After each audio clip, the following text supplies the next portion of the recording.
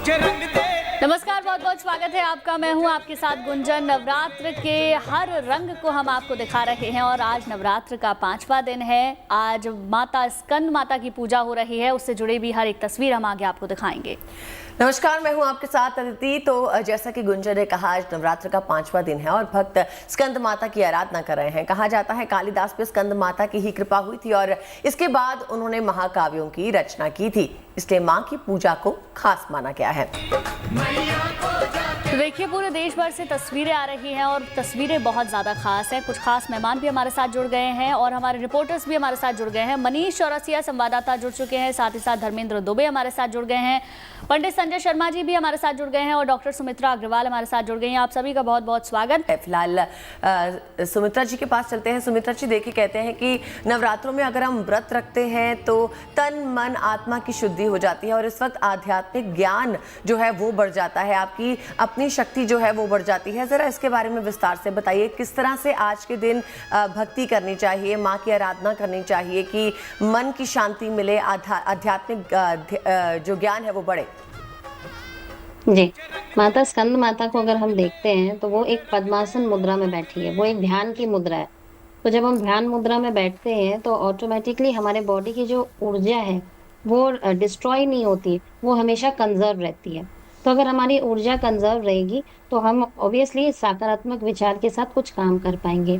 और माँ क्योंकि ध्यान मुद्रा में है, तो जैसे कि अभी आपने शुरुआत में बोला ही था कि कालिदास जैसे जो व्यक्ति थे जिनको महामूर्ख में गिना जाता था, परंतु उन्होंने स्कंद माता की जब उपासना की तो उन्होंने ये आपने देखा होगा 2 महाग्रंथों का निर्माण किया, जैसे एक मेघदूत का भी निर्माण किया। तो 2 महाग्रंथ वो लिख पाए, क्योंकि कहीं ना कहीं जब हम एकाग्रचित होते हैं, कॉन्सेंट्रेट कर पाते हैं और ऊर्जा जब स्कैटर नहीं होती है, एक जगह फोकस्ड होती है, तो हम किसी चीज को अचीव कर पाते हैं।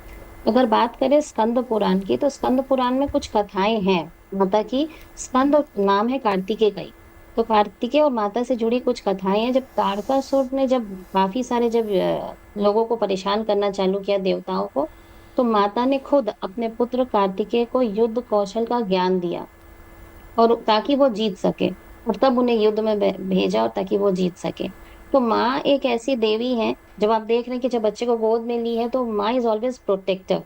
तो वो प्रोटेक्ट भी कर रही है, नर्चर भी कर रही है और हमें ज्ञान भी दे रही है। तो अगर जो भी युद्ध कौशल से रिलेटेड किसी एक्टिविटी में हैं या जिनके बच्चे थोड़े एडीएचडी है या टेंशन डिसऑर्डर है, उन सब के लिए आज का दिन काफी अच्छा है। आज स्कंद माता की उपासना आज से शुरू की जा सकती है।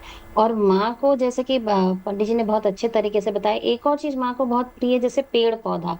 अगर आज के दिन हम जैसे बात करते हैं कि हमें पेड़ पौधा लगाना चाहिए, तो आज का दिन काफी शुभ है। अगर हम पेड़ पौधा लगाते हैं या पेड़ पौधों को जल भी देते हैं तो भी माँ उससे काफी प्रसन्न होती है।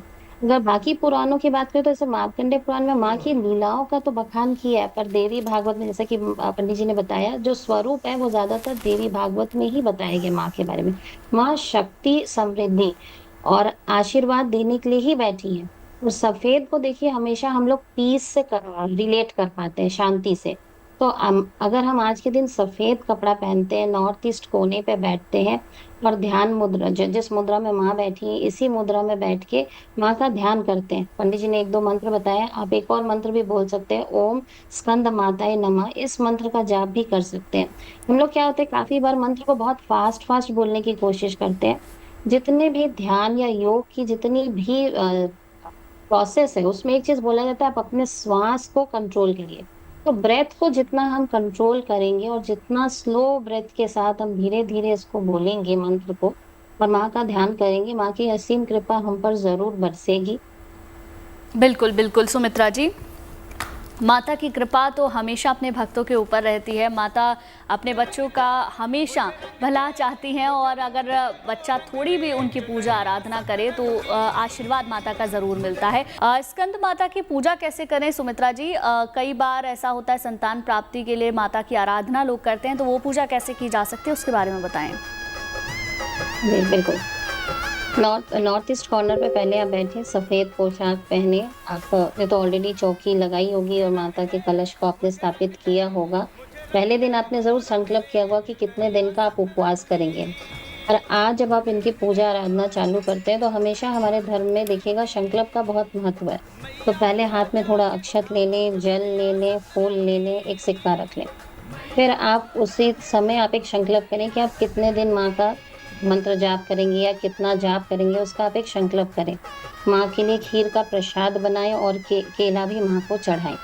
उसके बाद आप यहाँ पे बैठ के ध्यान करें और जो भी संकल्प आपने किया कि कितने दिन आप इस उनकी माँ की आराधना करने वाले हैं, उसके बाद उस संकल्प के जल को आप वहीं छोड़ दें चौकी के पास और उसी दिन से हर दिन आप वहाँ बैठकर आप माँ का जो ध्यान जाप करेंगे, जो मंत्र जैसे कि मैंने बताया ओम स्कंद माताए नमः का आपको जाप करना है।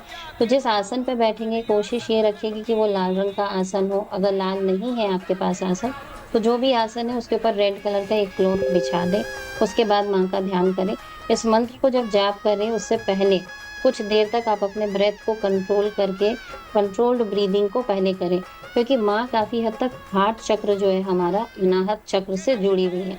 तो अगर हम अनाहत चक्र को अगर एक्टिवेट करते हैं तो हमारे अंदर आनंद तो आता ही है, साथ में हम जो सीमाहीन हो जाते हैं, मतलब जो हम बोलते हैं अहम ब्रह्मास्मि, मतलब मैं ही ब्रह्म हूँ, मतलब सब चीज़ में मैं हूँ और सब चीज़ मेरे में है। जी। तो ये जो इटर्नल फीलिंग होती है, ये फीलिंग को जब आप जनरेट कर पाएंगे अपने ब्रेथ को स्लो बिल्कुल करके, यही वक्त है उसके अपने बाद आध्यात्मिक शक्ति को बढ़ाने का। बहुत बहुत शुक्रिया आपका सुमित्रा जी हमारे साथ जुड़ने के लिए। संजय जी आपका भी शुक्रिया और हमारे तमाम रिपोर्टर्स मनीष और धर्मेंद्र आप दोनों का भी बहुत बहुत शुक्रिया।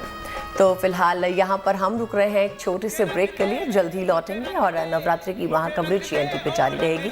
आप बने रहिए हमारे साथ।